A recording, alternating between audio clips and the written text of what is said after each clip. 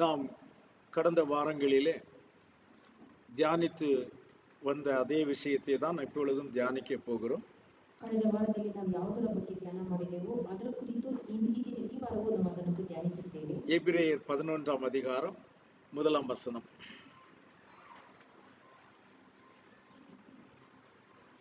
ಇಬ್ರಿಯರ ಪುಸ್ತಕ 11ನೇ ಅಧ್ಯಾಯ 1ನೇ ವಚನ. ನಂಬಿಕೆಯು ನಾವು ನಿರೀಕ್ಷಿಸುಗಳ ವಿಷಯವಾಗಿ ಭರವಸೆಯಿಂದಿರುವುದು, ಕಣ್ಣಿಗೆ ಕಾಣದವುಗಳು ನಿಜವೆಂದು ತಿಳಿದುಕೊಳ್ಳುವುದು ಆಗಿದೆ. விசுவாசமானது நம்பப்படுகிறவைகளின் உறுதியும் காணப்படாதவைகளின் நிச்சயமாய் இருக்கிறது. அல்லேலூயா. இதுல விசுவாசமானது நம்பப்படுகிறவைகளின் உறுதி என்பதை நாம் கடந்த வாரத்திலே தியானித்தோம். ನಂಬಿಕೆ ಎಂಬುದು ನಿರೀಕ್ಷಿಸುಗಳ ವಿಷಯವಾಗಿದ್ದ ಭರವಸೆಯಿಂದ ಇರುವುದು ಎಂದು ಕಳೆದ ವಾರ ನಾವು ಧ್ಯಾನ ಮಾಡಿದ್ದೇವೆ. முதல் வாரம் நாம் தியானித்தது விசுவாசம் நமக்கு எப்படி வரும் என்பதை தியானித்தோம். ಮೊದಲನೇ ವಾರದಲ್ಲಿ ನಾವು ಧ್ಯಾನ ಮಾಡಿದ್ದು ನಂಬಿಕೆ ಹೇಗೆ ನಮಗೆ ಬರುತ್ತದೆ ಎಂಬುದಾಗಿ. இரண்டாவது வாரத்திலே நாம் நம்பப்படுகிறவைகளின் உறுதி என்றால் என்ன என்று பார்த்தோம். ಎರಡನೇ ವಾರದಲ್ಲಿ ನಾವು ನಂಬುವುದರ ಮೇಲೆ ನಾವು ಭರವಸೆ ಹೇಗೆ ಇಡುತ್ತೀವಿ ಎಂಬುದರ ಬಗ್ಗೆ ನೋಡಿದ್ದೆವು. இந்த வாரத்திலே காணப்படாதவைகளின் நிச்சயம் என்கிற காரியத்தை குறித்து நாம் பேசலாம். ಕಾಣದವುಗಳ ನಿಜವೆಂದು ತಿಳಿದುಕೊಳ್ಳುವುದರ ಬಗ್ಗೆ ಮಾತನಾಡೋಣ. விசுவாசம் என்னவென்றால் ரெண்டு பாகம் விசுவாசத்தில் இருக்கிறது. ನಂಬಿಕೆಯಲ್ಲಿ ಎರಡು ಭಾಗಗಳು ಉಂಟು. ஒன்று நம்பப்படுகிறவைகளின் உறுதி.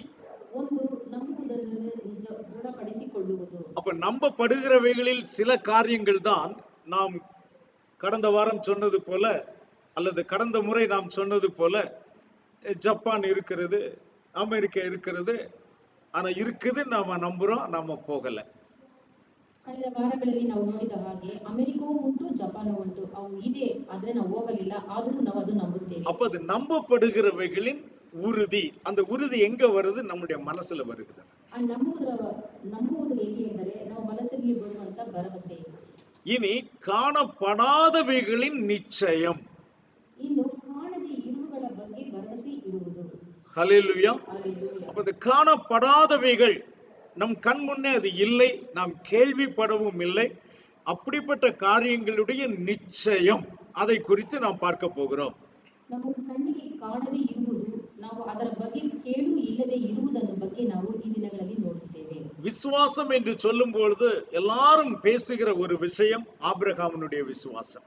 ನಂಬಿಕೆ ಎಂದು ಹೇಳುವಾಗ ಎಲ್ಲರೂ ಮಾತನಾಡುವುದು ಆಬ್ರಹಾಮನ ನಂಬಿಕೆಯ ಬಗ್ಗೆ. அப்ப ஆபிரகாம் எப்படி நம்பினாரோ அதே போல நம்பும் பொழுதுதான் நாம் ஆபிரகாமின் பிள்ளைகளாய் மாறுகிறோம். ಆಬ್ರಹಾಮನು ಹೇಗೆ ದೇವರ ಮೇಲೆ ನಂಬಿಕೆ ಇಟ್ಟನೋ ಅದೇ ಪ್ರಕಾರ ನಾವು ಆತನ ಮೇಲೆ ನಂಬಿಕೆ ಇಡುವುದರಿಂದ ನಾವು ಆತನ ಮಕ್ಕಳಾಗಲು ಸಾಧ್ಯ. இந்த உலகத்தில் எல்லாரும் தேவனுடைய பிள்ளைகள் தான். ಈ ಲೋಕದಲ್ಲಿ ಇರುವ ಪ್ರತಿಯೊಬ್ಬರು ದೇವರ ಮಕ್ಕಳೇ.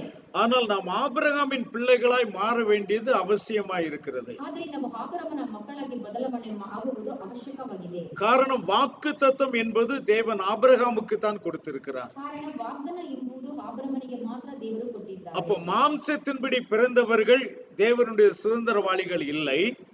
ಮಾಂಸಿಕವಾಗಿ ಹುಟ್ಟಿದವರು ದೇವರಿಗೆ ಸ್ವತಂತ್ರರಾಗಿರಲು ಸಾಧ್ಯವಿಲ್ಲ. வாக்குத்தத்தத்தின்படி பிறந்தவர்கள் தான் தேவனுடைய சுதந்திரவாளிகள்.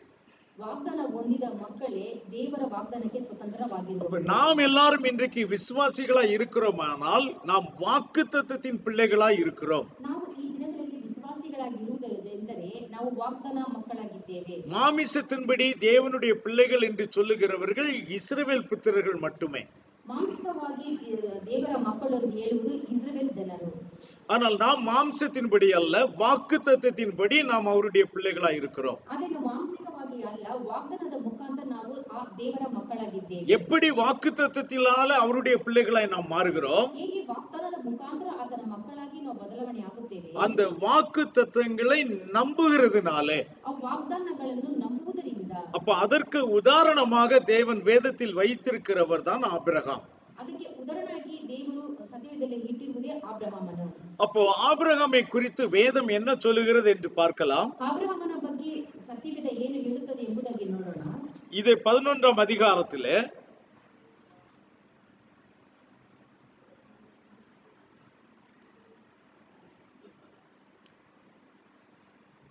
8ஆம் வசனம், verse 8.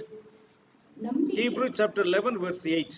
ನಂಬಿಕೆಯಿಂದಲೇ ಅಬ್ರಹಾಮನು ಕರೆಯಲ್ಪಟ್ಟ ಕೂಡಲೇ ಕರೆದಾತನ ಮಾತನ್ನು ಕೇಳಿ ತಾನು ಬಾಧ್ಯವಾಗಿ ಹೊಂದಬೇಕಾಗಿದ್ದ ಸ್ಥಳಕ್ಕೆ ಹೊರಟು ಹೋದನು. ತಾನು ಹೋಗಬೇಕಾದ ಸ್ಥಳವು ಯಾವುದೆಂದು ತಿಳಿಯದೆ ಹೊರಟನು. ஹல்லேலூயா. அல்லேலூயா. திடீரென்று யாகுவா அவருக்கு தரிசனமாகி, நீ உன் குடும்பத்தை, உன் வீட்டை எல்லாவற்றையும் விட்டுவிட்டு நான் காண்பிக்கிற தேசத்திற்கு நீ போ என்று சொல்லுகிறார்.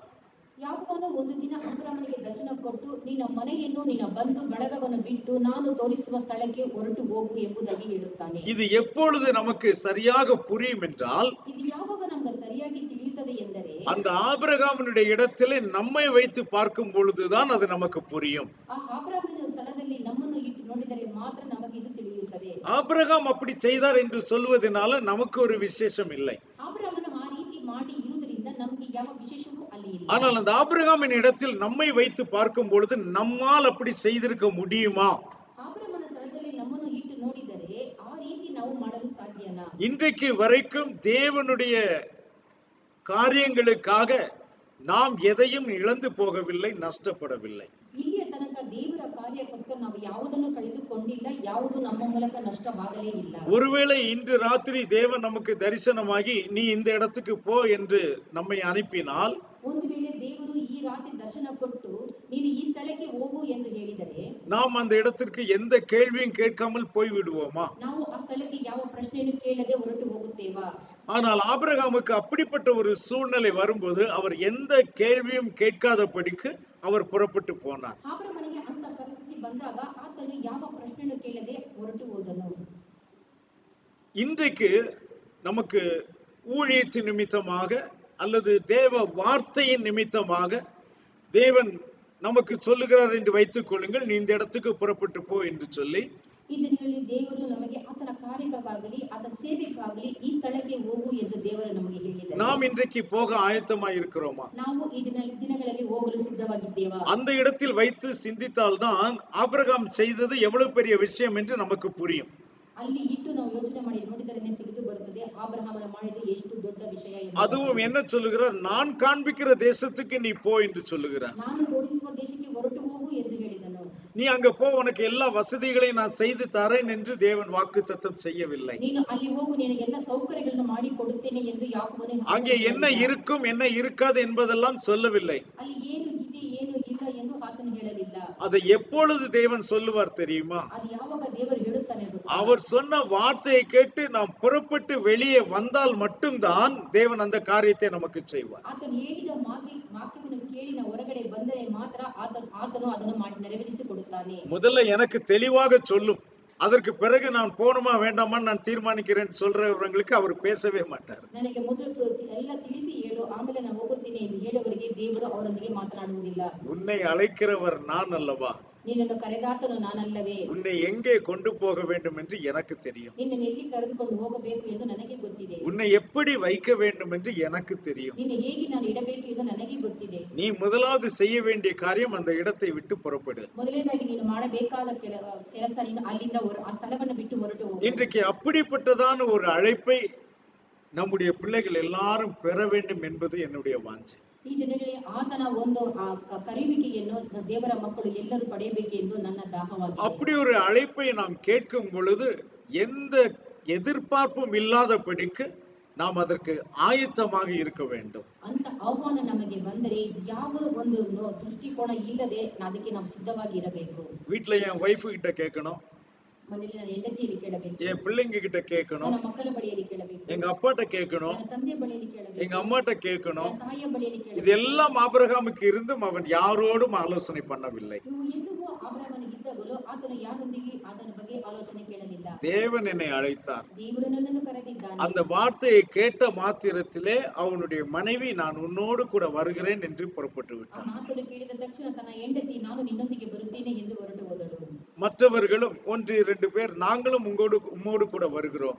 2-3 ಜನ ಅವರು ನಿಮ್ಮೊಂದಿಗೆ ನಾವು ಬರುತ್ತೇವೆ ಎಂದು ಹೊರಟರು. ஆபிரகாமும் கேள்வி கேட்கவில்லை. ಅಬ್ರಹಾಮನು ಪ್ರಶ್ನೆ ಕೇಳಲಿಲ್ಲ. ஆபிரகாமை சார்ந்திருந்தவர்களும் ஆபிரகாமிடத்துல எந்த கேள்வியும் கேட்கவில்லை. ಅಬ್ರಹಾಮನ ಜೊತೆಗೆ ಇದ್ದವರು ಕೂಡ ಅಬ್ರಹಾಮನನ್ನು ಯಾವ ಪ್ರಶ್ನೆಯೂ ಕೇಳಲಿಲ್ಲ. அப்படி புறப்பட்டதில் ஒருவர் லோத்து. ಆ ರೀತಿ ಆತನೊಂದಿಗೆ ಹೊರಟು ಬಂದವನು இவர்கள் எல்லாரும் புறப்பட்டு ஆபிரகாம் பின்னாலே போய் கொண்டிருக்கிறார்கள். ಇವರೆಲ್ಲರೂ ಹೊರಟು ಬಂದು ಆಬ್ರಹಾಮನು ಹಿಂಬಾಲಿಸಿದರು. ஒரு குடும்பம் ஒரு சொந்தம் என்று இருந்தால் எப்படி இருக்க வேண்டும்? ಒಂದು ಕುಟುಂಬ ಒಂದು ಬಂಧು ಎಂದರೆ ಹೇಗೆ ಇರಬೇಕು? அங்கே தேவனுடைய வார்த்தையை கேட்டவர் ஆபிரகாம் மட்டும்தான். ಅಲ್ಲಿ ದೇವರ ವಾಕ್ಯವನ್ನು ಕೇಳಿದ್ದು ಆಬ್ರಹಾಮನ್ ಮಾತ್ರವೇ. ஆபிரகாம் ஒவ்வொரு இடத்திலும் போயிட்டு நீங்க வர்றீங்களா வர்றீங்களான்னு கேட்கல. ಆಬ್ರಹಾಮನು ಪ್ರತಿಯೊಬ್ಬರ ಬಳಿಯಲ್ಲಿ ಹೋಗಿ ನೀವು ಬರುತ್ತೀರಾ ಬರುತ್ತೀರಾ ಎಂದು ಕೇಳಲಿಲ್ಲ. தேவன் என்னோடு பேசினார், ದೇವರು ನನ್ನೊಂದಿಗೆ ಮಾತನಾಡಿದ್ದಾನೆ, நான் போகிறேன். ನಾನು ಹೋಗುತ್ತೇನೆ. அப்பொழுது அவர்கள் என்ன செய்கிறார்கள்?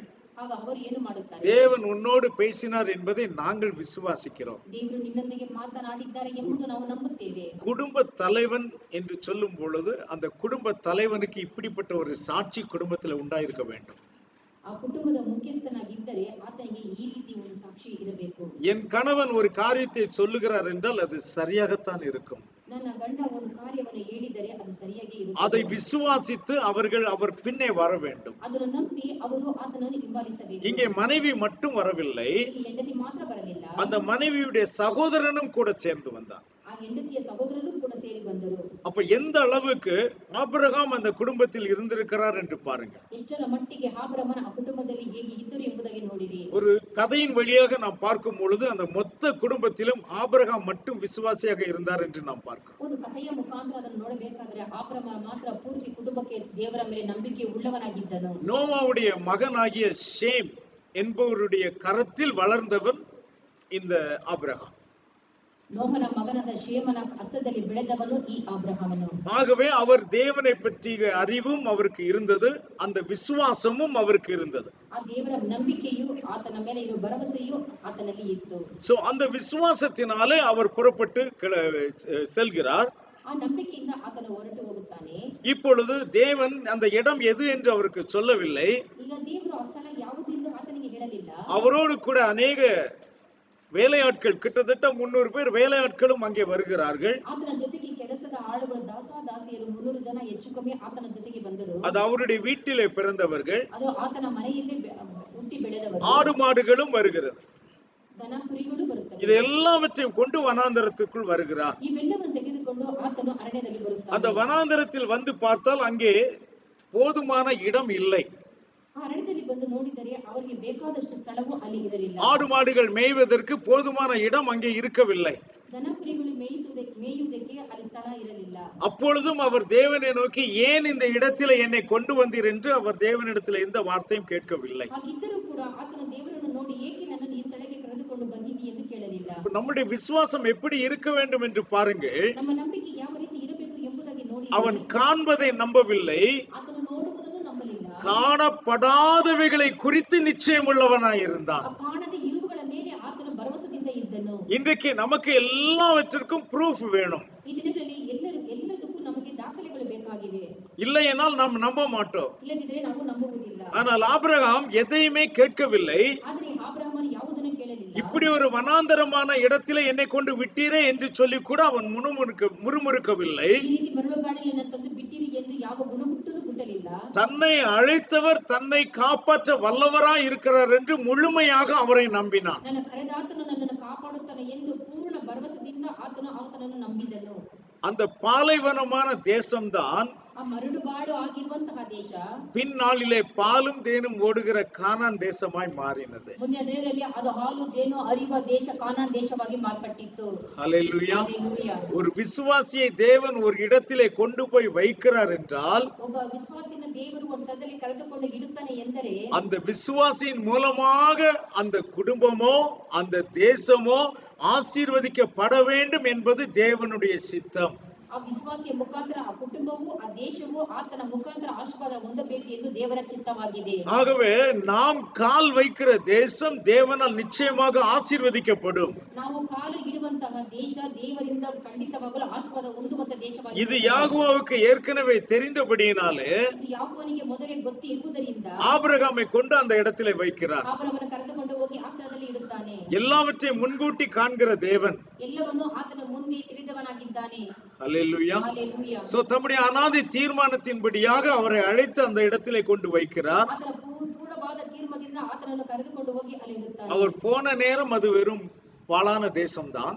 ಆತನು ಹೋಗುವ ತನಕ ಅಲ್ಲಿ ಮರುಭೂಮಿಯಾಗಿತ್ತು. வசனம் சொல்லுகிறபடி அவருடைய ஆடு மாடுகளுக்கு போதுமான புல் அங்கே இல்லாமல் இருந்தது. ವಾಕ್ಯ ಹೇಳುವ ಪ್ರಕಾರ ದನ ಕುರಿಗಳಿಗೆ ಅಲ್ಲಿ ಬೇಕಾದಷ್ಟು ಹುಲ್ಲು ಮೇವು ಇರಲಿಲ್ಲ. அதனால லோத்தினுடைய மேய்ப்பர்களுக்கும் ஆபிரகாமுடைய மேய்ப்பர்களுக்கும் சண்டை வந்தது. ಆದ್ದರಿಂದ ಲೋಟನ ದನ ಕಾಯುವವರಿಗೂ ಅಬ್ರಹಾಮನ ದನ ಕಾಯುವವರಿಗೂ ಜಗಳ ಉಂಟಾಯಿತು. அப்ப ஆபிரகாம் சொல்லிட்டார், ஒரு மலையின் மேல் ஏறி லோத்துவை சொல், நீ அந்த இடத்தை சுற்றி பார், எது உனக்கு நன்றாக இருக்கிறதோ அந்த இடத்துக்கு நீ போ என்று சொல்லிவிட்டார். ಅಬ್ರಹಾಮ ಒಂದು ಬೆಟ್ಟದ ಮೇಲೆ ಕರೆದುಕೊಂಡು ಲೋಟನ್ನು ತೋರಿಸಿ, ನಿನಗೆ ಎಲ್ಲಿ ಚೆನ್ನಾಗಿ ಕಾಣುತ್ತದೋ ಆ ದೇಶಕ್ಕೆ ನೀನು ಹೊರಟು ಹೋಗು ಎಂಬುದಾಗಿ ಹೇಳುತ್ತಾನೆ. அப்பொழுது லோத்து ஒரு தூர இடத்தை பார்க்கும்போது அது ஏதேன் தோட்டம் போல் இருந்தது.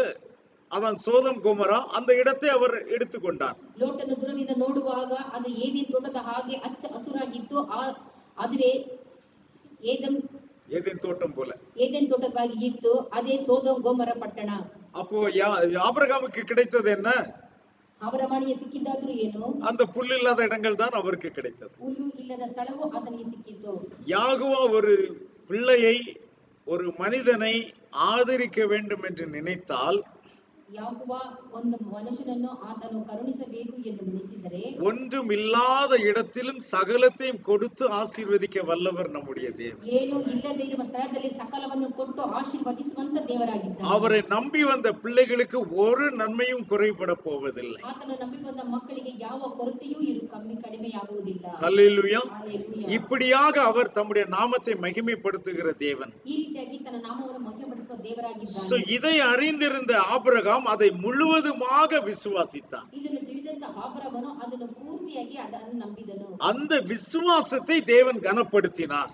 ಆ ನಂಬಿಕೆಯನ್ನು ದೇವರು ಘನಪಡಿಸಿದನು. அவர் எந்த விசுவாசத்தோடு அந்த இடத்தில் வந்தாரோ, ಯಾವ ನಂಬಿಕೆಯೊಂದಿಗೆ ಆ ಸ್ಥಳಕ್ಕೆ ಆತನು ಬಂದನೋ, அந்த விசுவாசத்தின் பலன் அவருடைய சந்ததிகளுக்கு கிடைத்தது. ಆ ನಂಬಿಕೆಯ ಫಲವೇ ಆತನ ಸಂತತಿಗೆ ಅದು ದೊರೆಯಿತು. எத்தனை வருஷத்துக்கு பிறகு?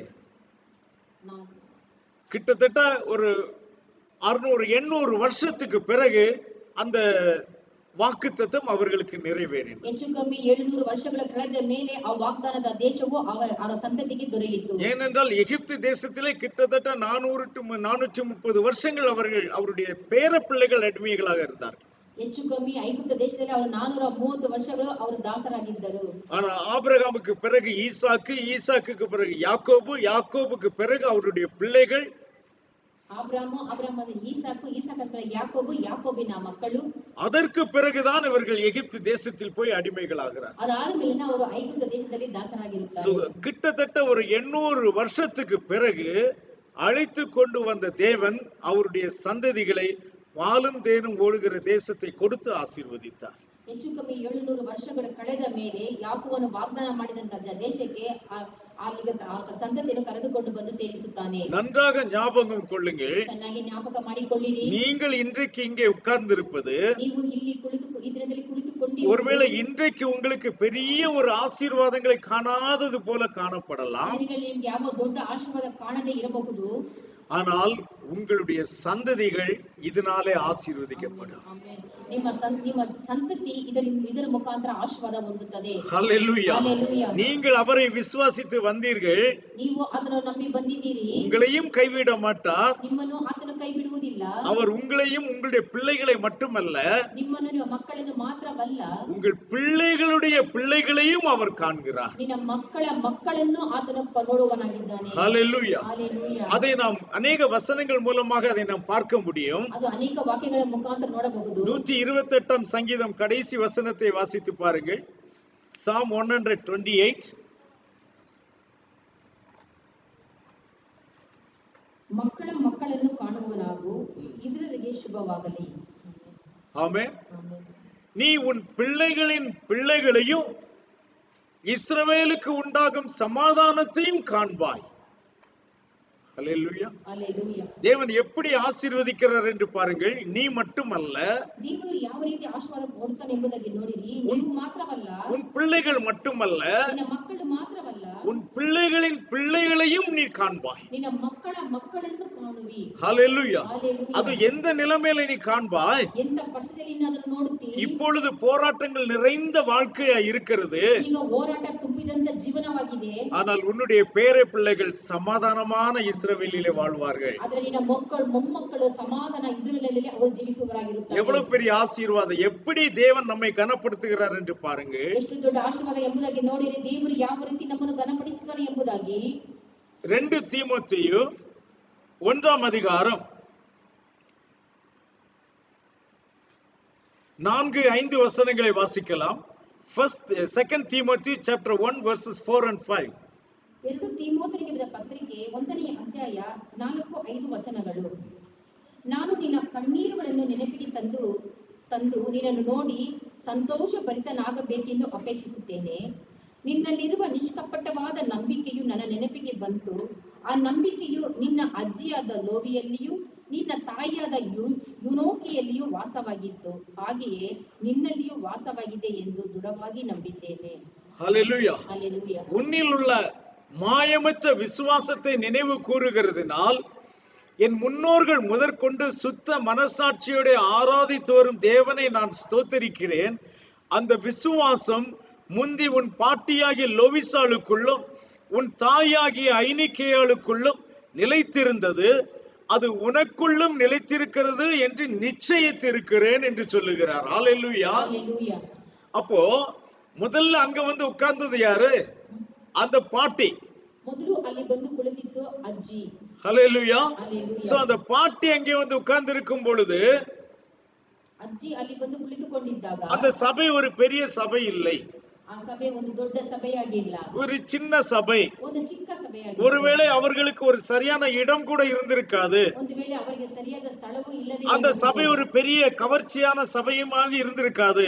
ಅದು ಒಂದು ಸಭೆ ತುಂಬಾ ಆಕರ್ಷಣೆ ಉಳ್ಳ ಸಭೆಯಾಗಿ ಇರಲು ಸಾಧ್ಯ ಇರಲಿಲ್ಲ. ஆனாலும் அந்த பாட்டியாக இருக்கிற அந்த மகள் தன்னுடைய வாலிப வயதிலே விசுவாசத்தோடு கூட வந்து அங்கே உட்கார்ந்தாள். ಈಗ ಅಜ್ಜಿ ಆಗಿರುವ ಆಕೆ ಯೌವನಸ್ಥಳಾಗಿದ್ದಾಗ ಆ ಸಭೆಗೆ ಬಂದು ಆತಳು ಕುಳಿತಿದ್ದಳು. கொஞ்ச நாட்களிலே அந்த பாட்டியுடைய மகள் ரட்சிக்கப்படுகிறாள். ಕೆಲವು ದಿನಗಳಾದ ಮೇಲೆ ಆ ಅಜ್ಜಿಯ ಮಗಳು ರಕ್ಷಣೆ ಹೊಂದಿದಳು. இப்ப அந்த மகளுக்கு நன்மையான காரியங்கள் நடக்கிறது. ಆ ಮಗಳಿಗೆ ಒಳ್ಳೆಯ ವಿಷಯಗಳು ನಡೆಯುತ್ತವೆ. அந்த மகளுக்கு ஒரு குழந்தை பிறக்கிறது. ಆ ಮಗಳಿಗೆ ಒಂದು ಮಗು ಹುಟ್ಟುತ್ತದೆ. இப்போ 2 பேரும் சபைக்கு வந்து கொண்டிருக்கிறார்கள். ಈಗ ಇಬ್ಬರು ಸಭೆಗೆ ಬರುತ್ತಿದ್ದಾರೆ. இன்னும் வாலிப வயதை எட்டும் பொழுது ಇನ್ನು ಯೌವನಸ್ಥ ಸಮಯ ಬಂದಾಗ அந்த வாலிப பையனும் ரட்சிக்கப்படுகிறான். ಆ ಯೌವನಸ್ಥನು ರಕ್ಷಣೆ ಹೊಂದುತ್ತಾನೆ. இந்த பாட்டி அங்கே வந்து உட்கார்ந்து இருக்கும்போது அவர்கள் இதையெல்லாம் நினைத்து பார்த்திருக்க மாட்டார்கள். ಅಜ್ಜಿ ಅಲ್ಲಿ ಬಂದು ಕುಳಿತುಕೊಂಡಿದ್ದಾಗ ಇದನ್ನೆಲ್ಲ ಅವರು ನೆನೆಸಿ ನೋಡಿರಲಿಲ್ಲ. அப்போ அவர்களுடைய அந்த விசுவாசத்தை தேவன் கனப்படுத்தி அவர்கள் சந்ததிகள் ரட்சிக்கப்படும்படியாக தேவன் செய்கிறார். ಅವರ ನಂಬಿಕೆಯನ್ನು ದೇವರು ದೃಢಪಡಿಸಿಕೊಂಡು ಆತನ ನಂಬಿಕೆ ಮುಖಾಂತರ ಆ ಸಂತತಿಯನ್ನು ಆತನು ರಕ್ಷಣೆ ಹೊಂದಲು ಮಾಡುತ್ತಾನೆ. நீங்கள் உங்களை மட்டும்தான் பார்ப்பீர்கள், ನೀವು ನಿಮ್ಮನ್ನು ಮಾತ್ರ ನೋಡುವಿರಿ, தேவன் வரப்போகிற சந்ததிகளை பார்க்கிறார். ದೇವರು ಬರುವ ಸಂತತಿಯನ್ನು ಆತನು ನೋಡುವನಾಗಿದ್ದಾನೆ. ஹல்லேலூயா. ஹல்லேலூயா. இதுல என்னென்ன விஷயங்கள் எல்லாம் வருகிறது என்று பாருங்க. ಇವುಗಳಿಗೆ ಎಂತೆಂಥ ವಿಷಯಗಳು ಬರುತ್ತದೆ ಎಂಬುದಾಗಿ ನೋಡಿರಿ. தேவன் உங்களை சம்பூரணமாக ஆசீர்வதித்ததினாலே உங்களுக்கு சந்ததிகள் வருகிறது. ದೇವರು ನಿಮ್ಮನ್ನು ಸಂಪೂರ್ಣವಾಗಿ ಆಶೀರ್ವಾದ ಕೊಟ್ಟಿದ್ದರಿಂದ ನಿಮಗೆ ಸಂತತಿಗಳು ಉಂಟಾಗುತ್ತದೆ. அதோடு கூட உங்கள் குடும்பங்கள் எல்லா வகையிலும் சந்தோஷத்தினாலும் சமாதானத்தினாலும் நிரப்பப்பட்டிருக்கிறது. ಅದರೊಂದಿಗೆ ನಿನ್ನ ಕುಟುಂಬಗಳು ಎಲ್ಲ ಸಂತೋಷದಲ್ಲಿ ಸಮಾಧಾನ ತುಂಬಿರುವುದಾಗಿರುತ್ತದೆ. உங்களில் இருக்கிற சாட்சியை பார்க்கிற உங்கள் பிள்ளைகள் நீங்கள் போகிற அந்த விசுவாசத்தை ஏற்றுக்கொள்கிறார்கள். ನಿಮ್ಮಲ್ಲಿರುವ ಸಾಕ್ಷಿಯನ್ನು ನೋಡಿದಂತ ನಿನ್ನ ಮಕ್ಕಳು ನಿನ್ನ ನಂಬಿಕೆಯೊಂದಿಗೆ ಅವರು ಸಭೆಗೆ ಬರುತ್ತಾರೆ. இந்த தாய்மாருடைய சாட்சிகளை கேட்கிறது பிள்ளைகளும் பேத்தி பேரன்மார்கள் கூட அதை ஏற்றுக்கொள்ளுகிறார். ಈ ತಾಯಿಯ ಸಾಕ್ಷಿ ನೋಡಿ ಮಕ್ಕಳು ಮೊಮ್ಮಕ್ಕಳು ಕೂಡ ದೇವರನ್ನು ಒಪ್ಪಿಕೊಳ್ಳುತ್ತಾರೆ. நீங்கள் கண்கூடாக பாருங்கள், உங்கள் கண்ணை திறந்து நன்றாக பாருங்கள். ನಿಮ್ಮ ಕಣ್ಣುಗಳು ತೆರೆದು ಚೆನ್ನಾಗಿ ನೋಡಿರಿ. எத்தனை குடும்பங்களில் சாட்சி இல்லாமல் இருக்கிறது. ಎಷ್ಟು ಕುಟುಂಬದಲ್ಲಿ ಸಾಕ್ಷಿ ಇಲ್ಲದೆ ಇದೆ. அவர்களுடைய பிள்ளைகள் இதே விசுவாச பாதையில் வராமல் இருக்கிறார்கள். ಅವರ ಮಕ್ಕಳು ಇದೇ ನಂಬಿಕೆ ಜೀವನದಲ್ಲಿ ಬರದೇ ಇದ್ದಾರೆ. நாம் யாரை குறை சொல்ல முடியும்? ನಾವು ಯಾರನ್ನು ಕೊರತೆ ಹೇಳಲು ಸಾಧ್ಯ? அப்போ இந்த தலைமுறைகளை நீங்க விசுவாசித்து வரும் பொழுது உன் தலைமுறையை தேவன் ஆசீர்வதிக்கிறார். ಈ ತಲಾಂತರದಲ್ಲಿ ನೀವು ದೇವರನ್ನು ನಂಬಿ ಬರುವುದರಿಂದ ಮುಂದಿನ ತಲೆಮಾರುಗಳನ್ನು ದೇವರು ಆಶೀರ್ವದಿಸುವನು. அதோடு இல்ல, ಅದು ಮಾತ್ರವಲ್ಲ, நீ அந்த தலைமுறைகளையும் பார்ப்பாய், ನೀನು ಆ ತಲೆಮಾರುಗಳನ್ನು ನೋಡುವಿ, அவர்களுக்கு உண்டாகிற சமாதானத்தையும் நீ பார்ப்பாய். ಅವರಿಗೆ ಉಂಟಾಗುವ ಸಮಾಧಾನವನ್ನು ನೀನು ಕಾಣುವಿ. ஹல்லேலூயா. ஹல்லேலூயா. உன் பிள்ளைகள் சமாதானத்தோடு வாழ்வதை நீ காண்பாய். ನಿನ್ನ ಮಕ್ಕಳು ಸಮಾಧಾನದೊಂದಿಗೆ ಜೀವನ ನಡೆಸುವುದನ್ನು ನೀನು ನೋಡುವಿ. எல்லா பெத்தவங்களுக்கும் அதுதானே எதிர்பார்ப்பு. ಎಲ್ಲ ಎಂತವರಿಗೆ ಅದೇ ಅಲವನ್ನು ಇರುವುದು. உன் பிள்ளைகள் மட்டுமல்ல, உன் பிள்ளைகளுடைய பிள்ளைகளின் சமாதானத்தையும் நீ காண்பாய். ನಿನ್ನ ಮಕ್ಕಳು ಮಾತ್ರವಲ್ಲ, ನಿನ್ನ ಮಕ್ಕಳ ಮಕ್ಕಳ ಮಕ್ಕಳ ಮಕ್ಕಳ ಸಮಾಧಾನವನ್ನು ನೋಡುವಿ. இப்பொழுது இந்த செய்தி உங்களுக்கு என்னவாக வருகிறது? ಈಗ ಈ ಸುವಾರ್ತೆ ನಿಮಗೆ ಏನಾಗಿ ಬರುತ್ತಿದೆ? இப்பொழுது நீங்கள் விசுவாசித்து வந்தீர்கள்.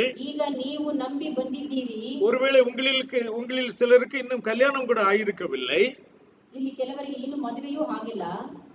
கல்யாணமான சிலருக்கு பிள்ளைகள் இல்லை, ಮದುವೆ ಆಗಿರುವವರಿಗೆ ಕೆಲವರಿಗೆ ಮಕ್ಕಳಿರಲಿಲ್ಲ, பிள்ளைகள் இருக்கிறவர்களுக்கு பேர பிள்ளைகள் இல்லை. ಮಕ್ಕಳು ಇರುವವರಿಗೆ ಮೊಮ್ಮಕ್ಕಳು ಇರಲಿಲ್ಲ. ஆனால் நீங்கள் விசுவாசத்தோடு இங்கே வந்து உட்கார்ந்து கொண்டிருக்கிறீர்கள். ಆದರೂ ನೀವು ದೇವರ ಮೇಲೆ ನಂಬಿಕೆಯಿಂದ ಇಲ್ಲಿ ಬಂದು ಕುಳಿತುಕೊಂಡಿದ್ದೀರಿ. இப்பொழுது நீங்கள் எதை விசுவாசிக்க வேண்டும் என்றால், ಈಗ ನೀವು ಯಾವುದನ್ನು ನಂಬಬೇಕು ಎಂದರೆ, நாளைக்கு உங்கள் பேர குழந்தைகளும் ரட்சிக்கப்பட்டு இதே இடத்தில் வந்து தேவனை ஆராதிப்பார்கள் என்பதை நீங்கள் விசுவாசிக்க வேண்டும். ನಾಳೆ ನಿನ್ನ ಮೊಮ್ಮಕ್ಕಳು ರಕ್ಷಣೆ ಹೊಂದಿ ಇದೇ ಸ್ಥಳದಲ್ಲಿ ದೇವರನ್ನು ಆರಾಧನೆ ಮಾಡುತ್ತಾರೆ ಎಂಬ ನಂಬಿಕೆಯೊಂದಿಗೆ ನೀವು ಇರಬೇಕು. அது காணப்படாதவைகளின் நிச்சயமாய் ಅದು இருக்கிறது. ಕಣ್ಣಿಗೆ ಕಾಣದೆ ಇರುವಂತಹ ಭರವಸೆ ಆಗಿರುತ್ತದೆ. சிலர் உங்கள் பிள்ளைகளை இன்னும் பார்க்கவில்லை, ಕೆಲವರು ಇನ್ನು ನಿನ್ನ ಮಕ್ಕಳನ್ನೇ ನೋಡಿರಲಿಲ್ಲ, சிலர் உங்க பேர பிள்ளைகளை இன்னும் பார்க்கவில்லை. ಕೆಲವರು ನಿನ್ನ ಮೊಮ್ಮಕ್ಕಳನ್ನು ನೋಡಲೇ ಇಲ್ಲ. ஆனால் இங்கே உட்கார்ந்து கொண்டிருக்கும் போது நீங்கள் விசுவாசிக்கிற விசுவாசத்தின் பலனானது ಇಲ್ಲಿ ನೀವು ಕುಳಿತುಕೊಂಡು ನೀವು ನಂಬಿರುವಂತಹ ಫಲವಾದರೂ உங்கள் தலைமுறைகளுக்கு போய் சேருகிறது. ನಿಮ್ಮ ತಲೆಯಂತರಗಳಿಗೆ ಒದಗಿ ಸೇರುತ್ತದೆ. அந்த தலைமுறைகளாக சேர்ந்து நீங்கள் தேவனை ஆராதிக்க போகிறீர்கள். ನಿಮ್ಮ ಸಂತತಿಯೊಂದಿಗೆ ಸೇರಿ ನೀವು ದೇವರನ್ನು ಆರಾಧನೆ ಮಾಡುವಿರಿ.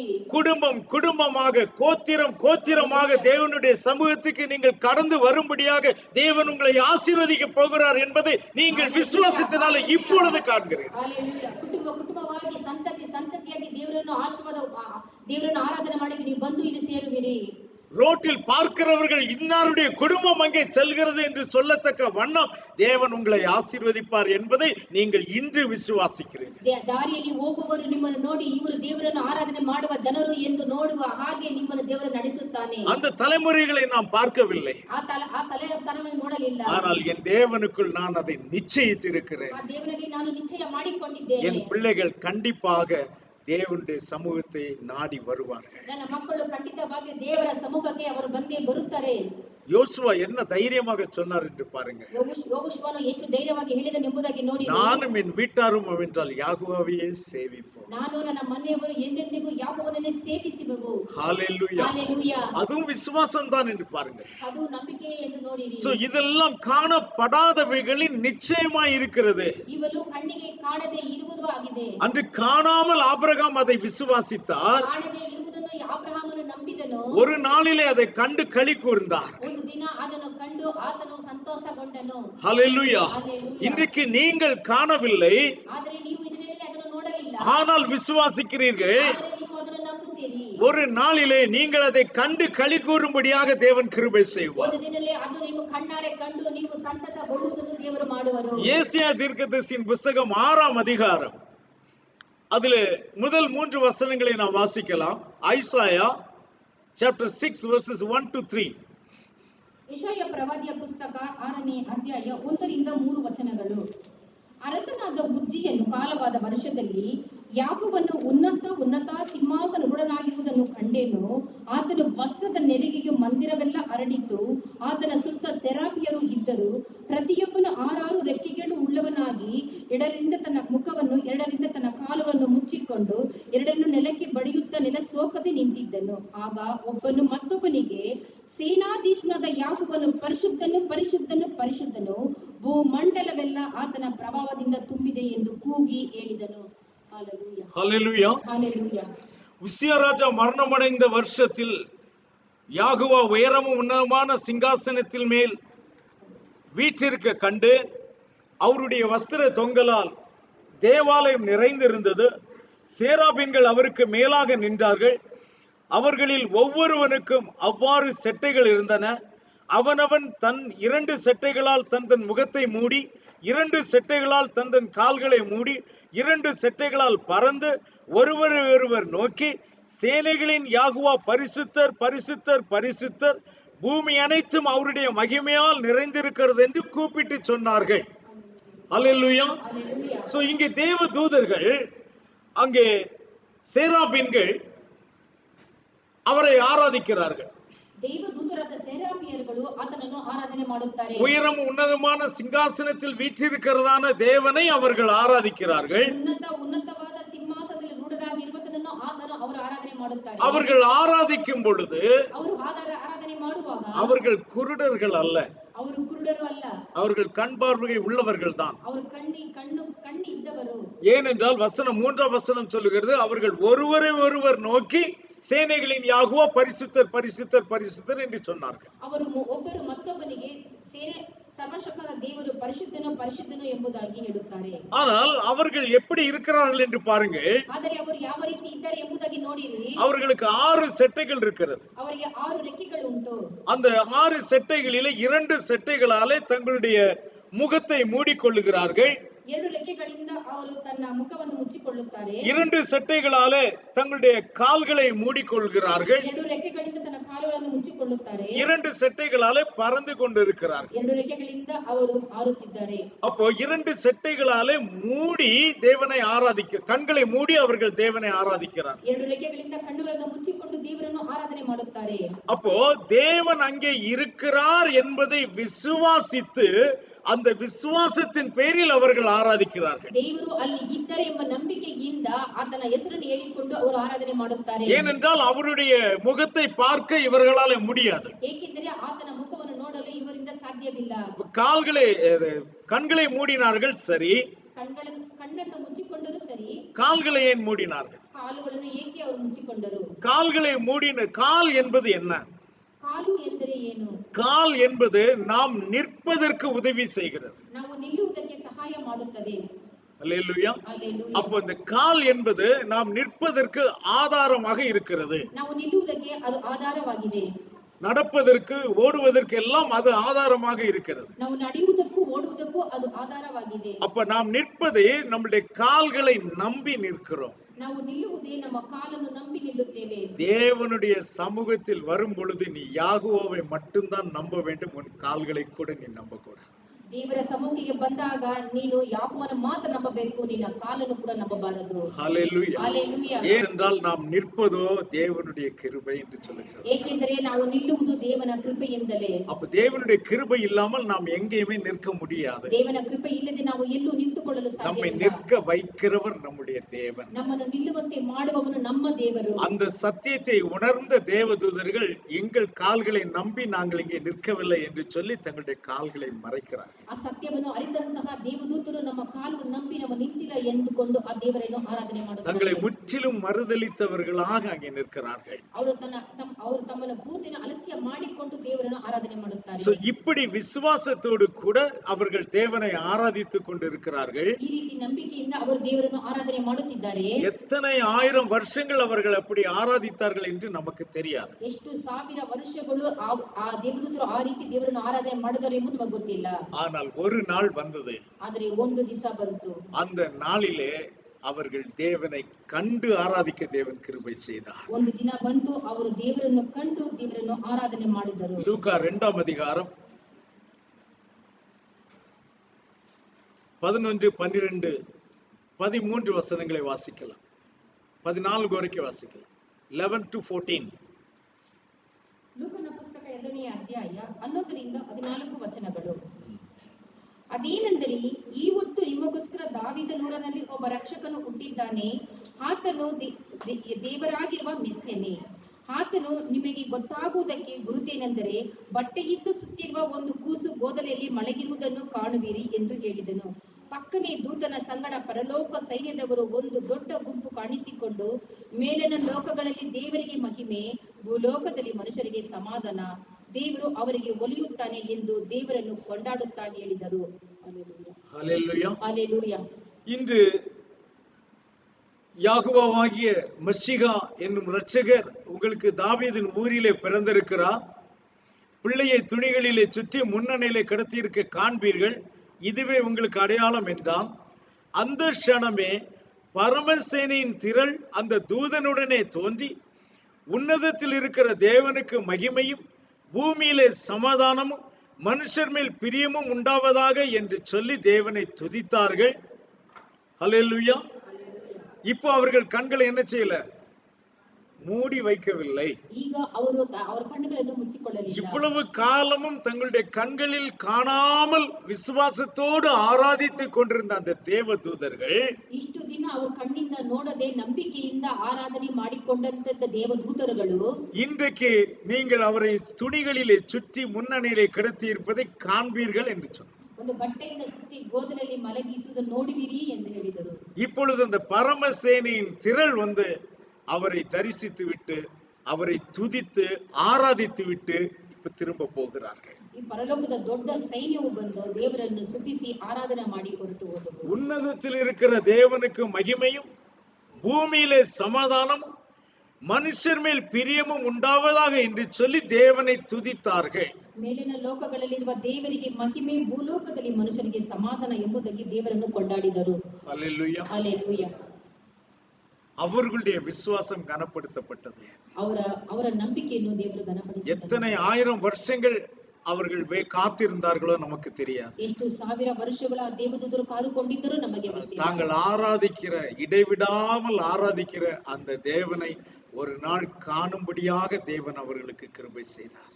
ಆತನನ್ನು ಯಾವಾಗಲೂ ಆರಾಧನೆ ಮಾಡಿಕೊಳ್ಳುತ್ತಿದ್ದ ಆತನನ್ನು ಒಂದು ದಿವಸ ದೇವರು ಅದೂತರ ಕಣ್ಣಿಗೆ ಕಾಣುವಂತೆ ಮಾಡಿದನು. இன்றைக்கு நாமும் கூட காணாமல் தான் ஆராதிக்கிறோம். ಈ ದಿನಗಳಲ್ಲಿ ನಾವು ಕಾಣದೇನೆ ಆರಾಧನೆ ಮಾಡುತ್ತೇವೆ. கண்டு விசுவாசிக்கிறவர்களை காட்டிலும் காணாமல் விசுவாசிக்கிறவர்கள் அதிக பாக்கியவான்கள் என்று சொல்லப்படுகிறது. ನೋಡಿ ದೇವರನ್ನು ನಂಬುವವರು ನೋಡದೆ ದೇವರನ್ನು ನಂಬುವವರು ಅಧಿಕರು ಎಂಬುದಾಗಿ ಹೇಳುತ್ತದೆ. ஒரு நாளிலே நிச்சயமாக முகமுகமாய் அவரை தரிசித்து நாம் ஆராதிப்போம். ಒಂದು ದಿನ ಆತನ ಮುಖಮುಖವಾಗಿ ಆತನನ್ನು ನೋಡಿ ಆರಾಧನೆ ಮಾಡುವ ಸಮಯ. இதுதான் நமக்கு கொடுக்கப்பட்டிருக்கிறதான விசுவாசம். இதுவே ನಮಗೆ ಕೊಟ್ಟಿರುವಂತಹ ದೇವರ ಮೇಲೆ ನಂಬಿಕೆ. இதுதான் நம்பப்படுகிறவைகளின் நிச்சயம். இதுவே ನಂಬುವುದರ ಮೇಲೆ ನಾವು ಭರವಸೆ அல்லது காணப்படாதவைகளின் நிச்சயம். ಕಾಣದೆ ಇರುವುದು ನಿಜವೆಂದು ತಿಳಿದುಕೊಳ್ಳುವುದು. லூக்கா தீர்க்கதரிசி லூக்கா சுவிசேஷக புஸ்தகம் 17ஆம் அதிகாரம் 17th chapter. Luke 17th chapter 12ஆம் வசனத்திலிருந்து 14ஆம் வசனம் வரைக்கும் வாசிக்கலாம். ಲೂಕನ ಸುವಾರ್ತೆ ಪುಸ್ತಕ 17ನೇ ಅಧ್ಯಾಯ 12ರಿಂದ 14 ವಚನಗಳು. Luke 17 verses 12 to 14. ಒಂದು ಹಳ್ಳಿಗೆ ಬಂದಾಗ 10 ಮಂದಿ ಕುಷ್ಠರೋಗಿಗಳು ಆತನ ಎದುರಿಗೆ ಬಂದು ದೂರದಲ್ಲಿ ನಿಂತು, ಯಾಕುಶ್ವವೇ, ಗುರುವೇ, ನಮ್ಮ ಮೇಲೆ ದಯವಿಡು ಎಂದು ಕೂಗಿ ಹೇಳಿದರು. ಆತನು ಅವರನ್ನು ನೋಡಿ, ನೀವು ಹೋಗಿ ಯಾಜಕರಿಗೆ ಮೈ ತೋರಿಸಿಕೊಳ್ಳಿರಿ ಎಂದು ಹೇಳಿದರು. ಅವರು ಹೋಗುತ್ತಿರುವಾಗಲೇ ಶುದ್ಧರಾದರು. அல்லேலூயா. அல்லேலூயா. அவர் ஒரு கிராமத்தில் பிரவேசித்த போது குஷ்டரோகம் உள்ள மனுஷர் 10 பேர் அவருக்கு எதிராக வந்து தூரத்திலே நின்று, யாகுஷுவா, ஐயரே, எங்களுக்கு இரங்கும் என்று சத்தமிட்டார்கள். அவர்களை அவர் பார்த்து, நீங்கள் போய் ஆசாரியர்களுக்கு உங்களை காண்பியுங்கள் என்றார். அந்தபடி அவர்கள் போகையில் சுத்தமானார்கள். ஹல்லேலூயா. அல்லேலூயா. இங்கே குஷ்டரோகிகள் யாகுஷுவாவை பார்க்கிறார்கள். ಕುಷ್ಠರೋಗಿಗಳು ಯಾಕುಶ್ವನನ್ನು ನೋಡುತ್ತಾರೆ. இப்ப யாகுஷுவாவை பார்க்கும் பொழுது தூரத்திலே நின்று அவரிடத்திலே விண்ணப்பம் பண்ணுகிறார்கள். ದೂರದಿಂದ ನಿಂತುಕೊಂಡು ಅವರಿಗೆ ವಿಜ್ಞಾಪನೆಯನ್ನು ಮಾಡುತ್ತಾರೆ. ஏன் தூரத்திலிருந்து கேட்கிறாங்க? ಏಕೆ ದೂರದಿಂದ ಕೇಳುತ್ತಾರೆ? ஏன்னா அவர்கள் மற்ற ஜனங்களுக்கு பக்கத்துல வரக்கூடாது. ಅವರು ಬೇರೆ ಜನಗಳ ಮಧ್ಯದಲ್ಲಿ ಬರಬಾರದು. குஷ்டரோகம் பிடித்தவர்களை தனியாக ஒரு இடத்தில் கொண்டு வைத்து விடுவார்கள். ಕುಷ್ಠರೋಗ ಬಂದಿರುವವರು ಪ್ರತ್ಯೇಕವಾದ ಸ್ಥಳದಲ್ಲಿ ಇರಿಸುವರು. அவர்கள் ஒரு குறிப்பிட்ட நேரத்தில் அவர்களுக்கு அங்கே சாப்பாடு கொண்டு வைக்கப்படும். ಒಂದು ಸಮಯದಲ್ಲಿ ಅವರಿಗೆ ತಕ್ಕ ಸಮಯದಲ್ಲಿ ಅವರಿಗೆ ಊಟವನ್ನು ತೆಗೆದುಕೊಂಡು ಹೋಗಿ ಕೊಡಲಾಗುತ್ತದೆ. கொண்டு வந்தவர்கள் வைத்துவிட்டு போய்விடுவார்கள். ತೆಗೆದುಕೊಂಡು ಬಂದವರು ಅಲ್ಲಿ ಇಟ್ಟು ಹೊರಟು ಹೋಗುತ್ತಾರೆ. அதன் பின்பு இவர்கள் போய் அதை எடுத்துக்கொண்டு சாப்பிட வேண்டும். ಅವರು ಹೋದ ಮೇಲೆ ಇವರು ತೆಗೆದುಕೊಂಡು ಊಟ ಮಾಡಬೇಕು. சோ குஷ்டரோகம் தீரும் வரைக்கும் அவர்கள் யாரையும் பார்க்கவும் கூடாது, யாரிடத்திலும் பேசவும் கூடாது. ಕುಷ್ಠರೋಗ ವಾಸಿಯಾಗುವ ತನಕ ಅವರು ಯಾರ ಬಳಿಯಲ್ಲಿ ಮಾತನಾಡಲು ಬಾರದು. சோ இப்படிப்பட்டதான ஒரு சூழ்நிலையில யாகுஷுவா அந்த பகுதியிலே கடந்து போகிறார். ಇಂಥ ಪರಿಸ್ಥಿತಿಯಲ್ಲಿ ಯಾಕುಶ್ವ ಆ ಮಾರ್ಗವಾಗಿ ನಡೆದು ಹೋಗುತ್ತಿದ್ದಾನೆ. அப்பொழுது இவர்கள் உரத்த சத்தமாய் கூப்பிடுகிறார்கள். ಆಗ ಇವರು ಜೋರಾಗಿ ಕೂಗಿ ಆತನನ್ನು ಕೇಳುತ್ತಾರೆ. நியாய பிரமாணத்தின்படி உரத்த சத்தமாய் அவர்கள் கூப்பிட வேண்டும் என்பது சட்டம்.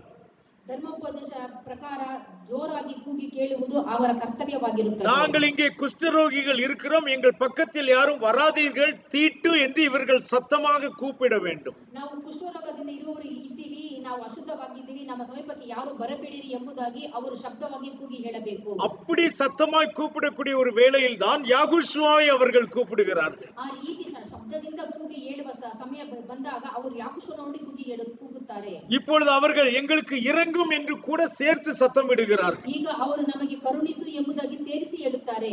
இப்பொழுது யாகுஷுவா சொல்லுகிறார், நீங்கள் போய் உங்களை ஆசாரியர்களுக்கு காண்பியுங்கள் என்று சொல்லுகிறார். ಈಗ ಯಾಕೋಬನು ಹೇಳ್ತಾನೆ, ಮೈಯನ್ನು ಹೋಗಿ ಯಾಜಕರಿಗೆ ತೋರಿಸಿರಿ ಎಂಬುದಾಗಿ ಹೇಳುತ್ತಾನೆ. அப்போ யாகுஷுவா அப்படி சொன்ன உடனே அவர்கள் சுகமடையவில்லை.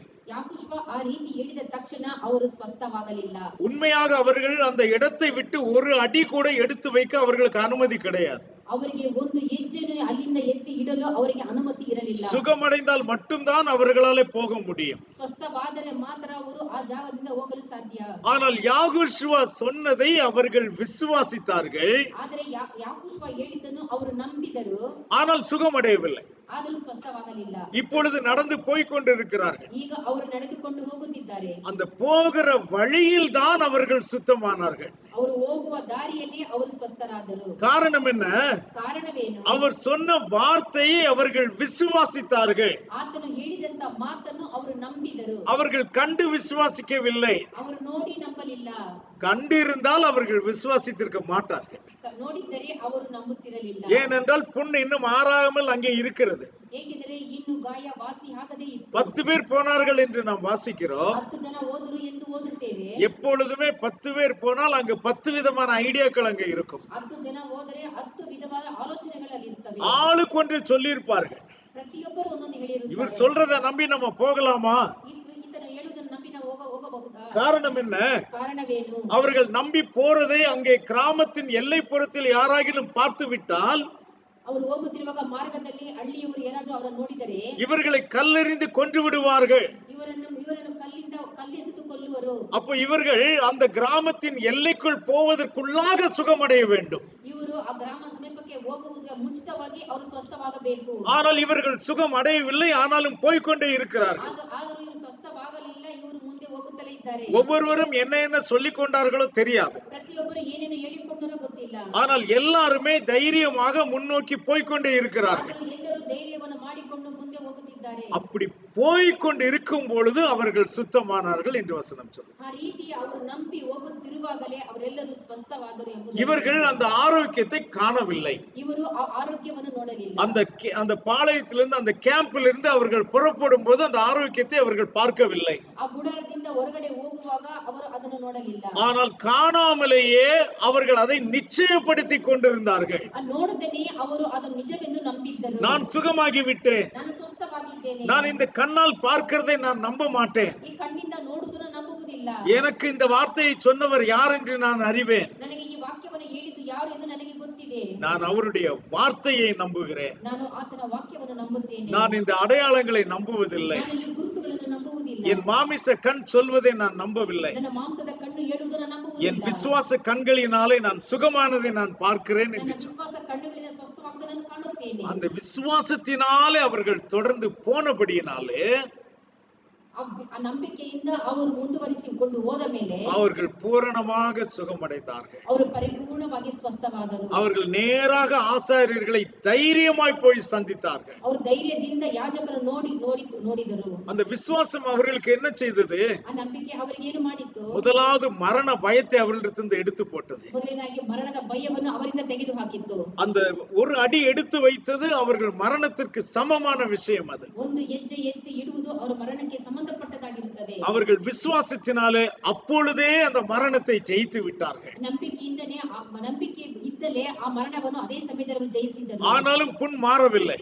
ಆದರೂ ಗಾಯ ವಾಸಿ ಆಗಲಿಲ್ಲ. அவர்கள் தொடர்ந்து அந்த விசுவாசத்தினாலே அவர்கள் நடந்து கொண்டிருக்கும் பொழுது ಆ ನಂಬಿಕೆಯಿಂದಲೇ ಅವರು ನಡೆದುಕೊಂಡು ಹೋಗುತ್ತಿರುವಾಗ அந்த விசுவாசம் அவர்கள் மேல் வல்லமையாய் இறங்கிற்று. ಆ ನಂಬಿಕೆ ಅವರ ಮೇಲೆ ಪ್ರಭಾವವಾಗಿ ಇಳಿಯಿತು. அவர்கள் பூரணமாக சுகமடைந்தார்கள். ಅವರು ಪರಿಪೂರ್ಣವಾಗಿ ಸ್ವಸ್ಥವಾದರು. அதில் ஒருவன் மாத்திரம் திரும்பி வந்தான் ಅದರಲ್ಲಿ ಒಬ್ಬನು ಮಾತ್ರ ಹಿಂತಿರುಗಿ ಬಂದನು என்று நாம் பார்க்கிறோம். ಎಂಬುದಾಗಿ ನಾವು ನೋಡುತ್ತೇವೆ. இப்ப மற்றவர்கள் மேல் நாம் குறை சொல்ல முடியுமா என்று கேட்டால் சொல்ல முடியாது. ಬೇರೆಯವರ ಮೇಲೆ ನಾವು ಕೊರತೆ ಹೇಳಬಹುದು ಎಂದರೆ ಹೇಳಬಾರದು. காரணம் எவ்வளவு காலமாக அவர்கள் குடும்பத்தை பிரிந்து இங்க இருந்தார்களோ நமக்கு தெரியாது. ಎಷ್ಟು ಕಾಲದಿಂದ ಅವರು ತನ್ನ ಕುಟುಂಬವನ್ನು ಬಿಟ್ಟು ಇಲ್ಲಿದ್ದರೋ ಗೊತ್ತಿಲ್ಲ. அவர்களுடைய சிந்தை எல்லாம் எவ்வளவு சீக்கிரமா போய் நான் நேசித்த என் மனைவியை, என் பிள்ளைகளை, என் பேர பிள்ளைகளை நான் பார்க்க முடியும் என்று அவர்கள் வேகமாக ஓடினார்கள். ನಾನು ಪ್ರೀತಿ ಮಾಡಿದಂತ ನನ್ನ ಹೆಂಡತಿ ಮಕ್ಕಳು ಮೊಮ್ಮಕ್ಕಳು ನೋಡಬೇಕೆಂದು ಅವರು ತುಂಬಾ ಕಾತುರದಿಂದ ಓಡಿ ಹೋದರು. ஆனால் அவர்கள் ஜனங்களை பார்ப்பதற்கு முன்பாக ஆசாரியன் அவர்களுக்கு அனுமதி கொடுக்க வேண்டும். ಜನರನ್ನು ನೋಡುವುದಕ್ಕೆ ಮುಂಚಿತವಾಗಿ ಯಾಜಕನು ಅವರಿಗೆ ಅದನ್ನು ದೃಢಪಡಿಸಬೇಕು. அவர்கள் அந்த ஆசாரியனுடைய அனுமதிக்காக அவர்கள் போனார்கள் அங்கே.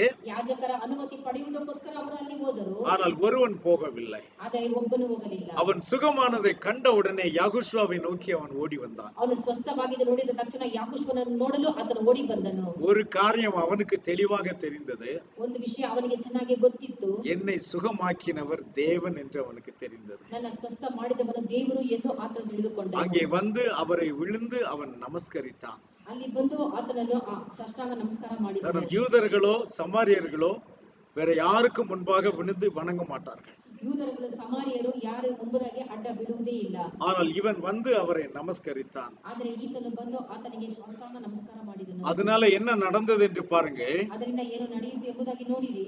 19ஆம் வசனத்திலே யாகுஷ்வா சொல்லுகிறார், 19ನೇ ವಾಕ್ಯದಲ್ಲಿ ಯಾಕೂಷನು ಹೇಳುತ್ತಾನೆ, நீ எழுந்து போ, ನೀನು ಎದ್ದು ಹೋಗು, உன் விசுவாசம் உன்னை ரட்சித்தது என்றார். ನಿನ್ನ ನಂಬಿಕೆಯು ನಿನ್ನನ್ನು ಸ್ವಸ್ಥ ಮಾಡಿದೆ ಎಂದು. அல்லேலூயா. அல்லேலೂಯಾ. ரெண்டு விசுவாசத்தை இங்கே காட்டுகிறார். ಎರಡು ನಂಬಿಕೆಯನ್ನು ಇಲ್ಲಿ ತೋರಿಸುತ್ತದೆ. ஒரு விசுவாசத்தில் அவன் சுகம் அடைந்தான். ಒಂದು ನಂಬಿಕೆಯಿಂದ ಆತನು ಸ್ವಸ್ಥವಾದನು. அது எல்லாருக்கும் பொதுவான விசுவாசம். ಅದು ಎಲ್ಲರಿಗೂ ಸಾಮಾನ್ಯವಾದ ಒಂದು ನಂಬಿಕೆ. எல்லாரும் சுகம் அடைந்தார்கள். ಎಲ್ಲರೂ ಸ್ವಸ್ಥವಾದರು.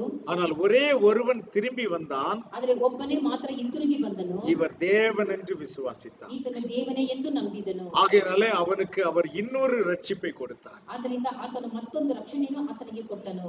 அந்த 9 பேரும் சரீர சுகத்தை மாத்திரம் பெற்றுக் ಆ கொண்டார்கள். 9 ಜನರು ಶರೀರ ಸ್ವಸ್ಥವನ್ನು ಪಡೆದುಕೊಂಡರು. இவன் ஒருவன் மட்டும் ஆத்தும ரட்சிப்பை பெற்றுக் கொண்டான். ಈ ಒಬ್ಬನು ಮಾತ್ರ ಆತ್ಮದ ರಕ್ಷಣೆಯನ್ನು ಪಡೆದುಕೊಂಡನು. அதற்கு உதவினது இரண்டாவது விசுவாசம். ಅದಕ್ಕೆ ಸಹಾಯ ಮಾಡಿದ್ದು ಎರಡನೆಯ அவர் யார் என்று அறிந்து அவன் விசுவாசித்தான். ಆತನು ಯಾರೆಂದು ತಿಳಿದುಕೊಂಡು ಆತನು ನಂಬಿದನು. அந்த விசுவாசம் அவனை ரட்சித்தது. ಆ ನಂಬಿಕೆ ಆತನಿಗೆ ರಕ್ಷಣೆಯನ್ನು ಕೊಟ್ಟಿತು. வெறுமனே அற்புத அடையாளங்களாலே நாம் ரட்சிக்கப்படுவதில்லை. ಅದ್ಭುತಗಳಿಂದ ನಾವು ರಕ್ಷಣೆ ಪಡೆದುಕೊಳ್ಳಲು ಸಾಧ್ಯವಿಲ್ಲ. அதற்கு பிறகு நாம் விசுவாசிப்பதில் தான் நாம் ரட்சிக்கப்படுகிறோம். ಅದಾದ ಮೇಲೆ ನಾವು ನಂಬುವುದರ ರಕ್ಷಣೆಯನ್ನು நமக்கு இதை தந்தவர் யார் என்று அறிந்து நாம் விசுவாசிப்பதினாலே நாம் ரட்சிக்கப்படுகிறோம். ನಮಗೆ ಕೊಟ್ಟಿದ್ದು ಯಾರು ಎಂದು ನಂಬಿದ್ದರಿಂದನೇ ನಾವು ದೇವರನ್ನು ನಂಬುತ್ತೇವೆ.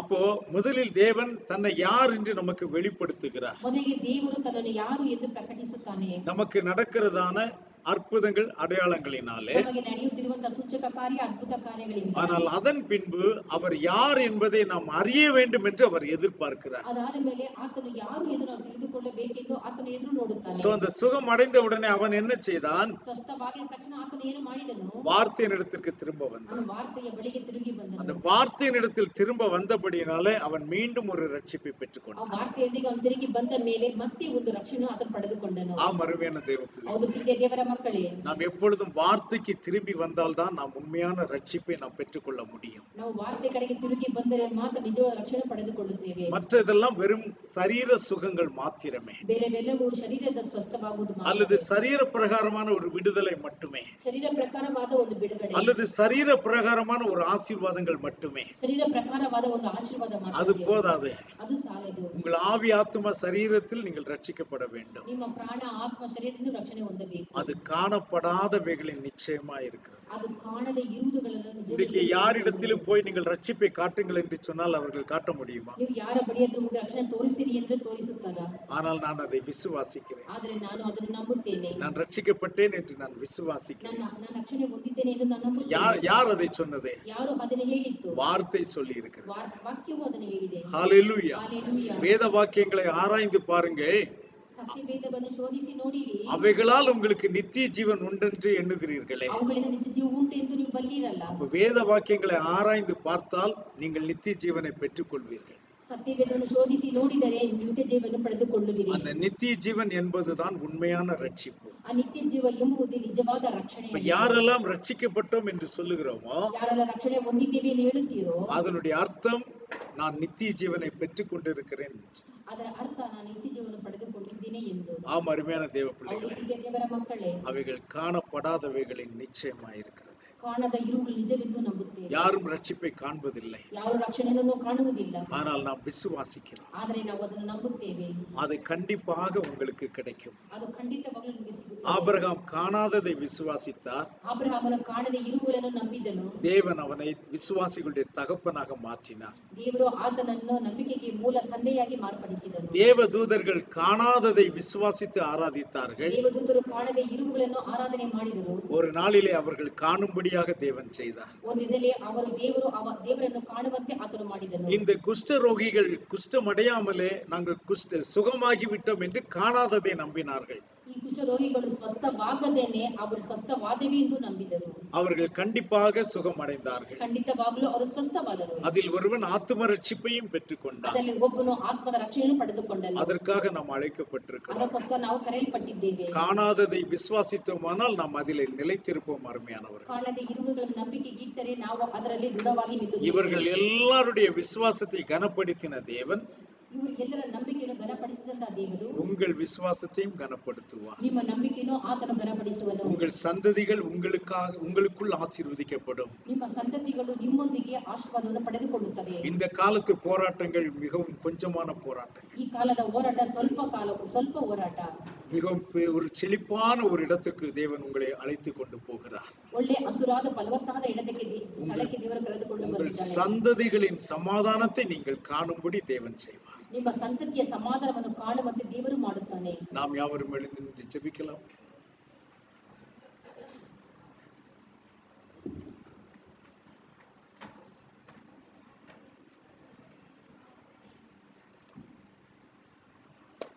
பரலோக பிதாவே, இந்த நல்ல வேலைக்காக நாங்கள் உமக்கு நன்றி செலுத்துகிறோம். தேவரீர் விசுவாசத்தை குறித்து நீர் எங்களோடு பேசினீர். நன்றியால் உம்மை துதிக்கிறோம் தகப்பனே. நாங்கள் உமக்குள்ளாக விசுவாசத்தில் பலப்பட நீர் எங்களுக்கு உதவி செய்யும் தகப்பனே. காணாததை நாங்கள் நம்பி அது இருக்கிறது என்று நிச்சயித்துக் கொள்ள எங்களுக்கு நீர் கிருபை தாரும் ராஜாவே. காண்கிறதை நம்புகிறதான மற்ற விசுவாசிகளில் இருந்து காணாததை நம்புகிற விசுவாசிகளாய் நீர் எங்களை முழுவதுமாக நீர் மாற்றும் ராஜா.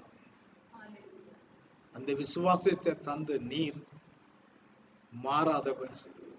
அன்றைக்கு அவர்களுக்கு செய்த அதே காரியத்தை எங்கள் வாழ்க்கையிலும் செய்ய நீர் வல்லவராய் இருக்கிறீர் என்று நாங்கள் நம்புகிறோம் தகப்பனே. இன்றைக்கு நாங்கள் தனியே இங்க உட்கார்ந்து கொண்டிருக்கிறோம். ஆனால் எங்கள் சந்ததிகள் நாளைக்கு இங்கே எழுப்பி நின்று சாட்சி சொல்வார்கள் என்று நாங்கள் விசுவாசிக்கிறோம். அவர்கள் எழுப்பி உம்முடைய நாமத்தை மகிமைப்படுத்துவார்கள் என்று நாங்கள் நம்புகிறோம். எங்கள் சந்ததிகளை நீர் ஆசீர்வதித்ததற்காக உமக்கு நன்றி ராஜா. உம்முடைய நாமம் மகிமைப்படட்டும். வந்திருக்கிற பிள்ளைகளை பேர் பேராக தனித்தனியாக நீர் ஆசீர்வதித்தார். உம்முடைய பிள்ளைகளுடைய எல்லா குறைவுகளும் யாகுஷுவா மசீஹ் நாமத்தினாலே நீங்கி போகட்டும். காத்துக்கொள்ளும், உடைய செட்டைகளுக்குள்ளே மறைத்துக் கொள்ளும். தூர இடத்தில் இருக்கிற பிள்ளைகளை விசேஷமாக எட்வர்டை நாங்கள் நினைக்கிறோம் தகப்பனே. தேவரீர் அந்த மகன் தனிமையில் இருக்கும் பொழுது உம்முடைய கரம் மகனோடு கூட இருந்து காத்து வழி நடத்தட்டும். தேவையான காரியங்களை நீர் அனுகூலமாக்கி தர வேண்டும் என்று உம்மை நோக்கி கெஞ்சுகிறோம் தகப்பனே. உம்முடைய நாமத்தை அந்த மகன் அந்த இடத்தில் மகிமைப்படுத்தும்படியாக இந்த மகனை நீர் பலப்படுத்தி அருள். நன்றி ராஜாவே.